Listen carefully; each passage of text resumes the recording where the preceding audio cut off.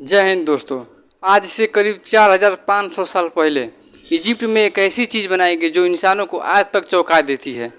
लगभग 147 मीटर ऊंची इंसानों द्वारा बनाई गई पहली इमारत थी। 4000 साल तक इतने भारी भरकम पत्थर पिरामिड बनाने के लिए इस्तेमाल किए गए थे कि उसमें 6 मिलियन टन उसका वजन बताया जाता है। सबसे हैरान करने वाली बात यह है कि आखिर उसे बनाया कैसे गया था। उस समय न तो आधुनिक मशीनें थी और न ही क्रेन थे, यहाँ तक कि उस समय पहिया तक भी नहीं था। लेकिन उन लोगों ने एक ऐसा इमारत बनाया जो आज तक खड़ा है। सोच कर देखिए दोस्तों, एक इमारत 4500 साल पुराना, धूप से, बारिश से, तूफान से डट के आज तक खड़ा है, जो सबसे चौंकाने वाली बात है। तो आइए समझते हैं कैसे हो पाया ये और क्या है पिरामिड का रहस्य। तो बने रहिए इस वीडियो में, हम देखते हैं क्या है पिरामिड का रहस्य। इतिहास में हम जितने पीछे जाते हैं उतना ही मुश्किल होता है कि उस समय क्या हुआ था, क्यों हुआ था और कब हुआ था। अनुमान लगाया जाता है the great pyramid of Giza को 256 बीसी में फेरो खुफू द्वारा बनवाया गया था। उस समय राजा को फेरो कहते थे। फेरो खुफू के बारे में हम लोगों को ज़्यादा जानकारी तो नहीं है, लेकिन हाँ, इजिप्ट के सेकेंड राजा थे फेरो खुफू। में 3 मुख्य पिरामिड है जिसे the great pyramid of Giza कहते हैं। गीजा के पिरामिड को फेरो खुफू द्वारा बनवाया गया था। इससे छोटा है पिरामिड ऑफ खाफरे, जिसे खुफू के बेटे खाफरे ने बनवाया था। सबसे छोटा है पिरामिड ऑफ मेनकरे, इसे खाफरे के बेटे ने बनवाया था। पिरामिड के अलावा उस समय बनाई गई द स्फिंक्स ऑफ गीजा भी थी और हजारों पिरामिड भी थे। जो उस समय कई और छोटे पिरामिड भी थे और उनमें से कई पिरामिड टूट गए हैं और सबसे मुख्य पिरामिड जो है गीजा का पिरामिड है, जो अभी तक बचा हुआ है। तो आइए जानते हैं क्या कारण था पिरामिड बनाने के पीछे। कुछ थ्योरी कहती है कि इन्हें एक मकबरे के तौर पे बनाया जाता था और मिस्र के जो फेरोज होते थे उनको दफनाने के लिए पिरामिड बनाया जाता था। इन लोगों का मानना था कि मरने के बाद ज़िंदगी ख़त्म नहीं होती, वो अंडरवर्ल्ड चली जाती है, मतलब वहाँ पे वो दूसरी दुनिया हो जाती है, जो इसे आफ्टर लाइफ कहते हैं। इसलिए ये लोग क्या करते थे, पिरामिड के अंदर खाना, खजाना, कपड़ा और धन और कुछ ज़रूरतें के सामान रख देते थे, जिससे राजा को आफ्टर लाइफ में कोई भी दिक्कत ना हो। और इन लोगों का मानना था कि आफ्टर लाइफ के बाद, मरने के बाद भगवान उन्हें जज करते हैं और जो अच्छे काम करते हैं वो आफ्टर लाइफ के बाद भी जिंदा रहते हैं। इसलिए वो आफ्टर लाइफ के लिए पिरामिड के अंदर कुछ खाना, खजाना या फिर कपड़े या फिर ज़रूरतें की चीज़ें भी रखते थे। तो इनके मरने के बाद इन लोगों को ममीफाई किया जाता था और कॉफिन्स के अंदर बंद करके पिरामिड में रख दिया जाता था। आप पूछोगे हमें कैसे पता चला कि पिरामिड का इस्तेमाल इन्हीं सब चीज़ों के लिए होता है। तो 2 बड़े कारण है इसके पीछे। पहला, इन पिरामिड के जैसे और भी पिरामिड मिले हैं और उनके कॉफिन्स के ऊपर टेक्स्ट के रूप में कुछ लिखा जाता था। इससे वो पता चलता है कि वे लोग क्या करते थे।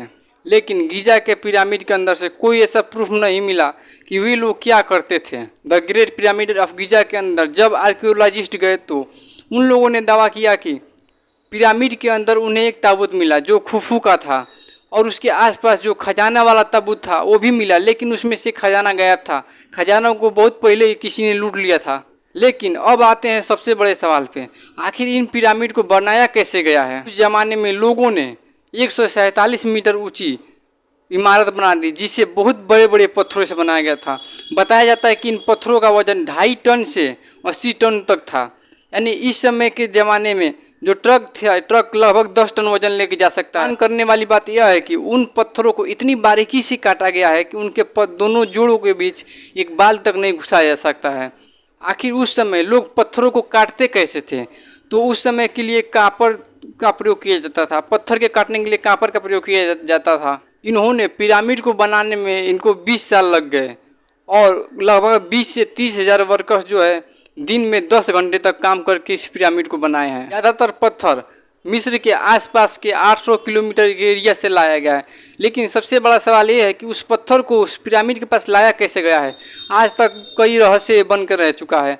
कई वैज्ञानिकों ने अपने अपने अलग अलग थ्योरी दिया, लेकिन में दिखाया जाता है कि गरीब मजदूर यहाँ पे काम करते थे, जिनके बॉस उनको चाबुक या रस्सी से मारते पीटते थे। लेकिन रियल में ऐसा नहीं हुआ था। लेकिन आज के समय में पता चला है जो लोग पिरामिड को बनाने आए थे वो हाईली स्किल्ड लेबर थे, जिन्हें बहुत अच्छी तरह से खाना खिलाया जाता था, उनको बहुत ज़्यादा पैसा दिया जाता था, जो बहुत ही अच्छे से कार्य करते थे। करीब 10 से 20 हज़ार या 30 हज़ार तक वर्कर जो है कार्य करके इस पिरामिड को करीब 20 साल के अंदर बनवाया है। 2015 के इंग्लिश और फ्रेंच के आर्कियोलॉजिस्ट के एक टीम ने एक 4500 साल पुराना वार्डन रेम अनकवर्ड किया। इसके अलावा कई और थ्योरी बताई जाती है जो जानते हैं कि पिरामिड को 20 साल के अंदर बनाया जाता है। यदि 20,000 मजदूर भी रोज कार्य करते हैं तो एक पत्थर को लाने में करीब 3 मिनट लगेगा, लेकिन ये काफ़ी अनलकली लगता है कि जो इन्होंने इतनी स्पीड से काम किया होगा। यही रीज़न है कि आज तक पिरामिड का ये रहस्य बना हुआ है। 1989 में रॉबर्ट बावेल ने अपनी एक थ्योरी बनाई। उन्होंने कहा कि जो ओरिएंट बेल्ट के तारे हैं उनके 3 तारों से पिरामिड को मैच करके बनाया गया है। कुछ थ्योरी ये कहती है कि पिरामिड को एलियंस द्वारा बनाया गया था, क्योंकि उस समय लोगों का बस में नहीं था पिरामिड को बनाना। मेरी राय में ऐसी अजीबोगरीब थ्योरी साइंटिफिक थिंकिंग के खिलाफ है। पहले अंग्रेजों द्वारा पिरामिड के रहस्य हटाने का कार्य किया गया था, लेकिन कुछ हद तक पिरामिड के रहस्य के बारे में पता चल गया।